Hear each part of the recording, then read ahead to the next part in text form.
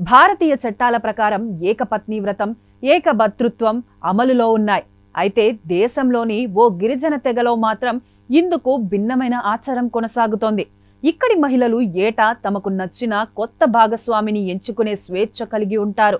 ప్రస్తుతం ఈ విచిత్ర సాంప్రదాయానికి సంబంధించిన వార్త సామాజిక మాధ్యమాల్లో వైరల్ అవుతోంది. వివరాల్లోకి వెళితే రాజస్థాన్లోని గరాసియా అనే గిరిజన తెగలో ఈ ఆచారం శతాబ్దాలుగా కొనసాగుతోంది. ఈ తెగవారు ప్రతి సంవత్సరం ఒక ప్రత్యేక జాతరను నిర్వహిస్తారు. ఈ జాతరలోనే మహిళలు తమకు నచ్చిన పురుషుణ్ణి తమ భాగస్వామిగా ఎంపిక చేసుకుంటారు.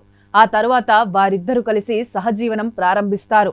ఇలా సహజీవనం మొదలు పెట్టేందుకు పురుషుడు మహిళలకు కొంత డబ్బు చెల్లించాల్సి ఉంటుంది.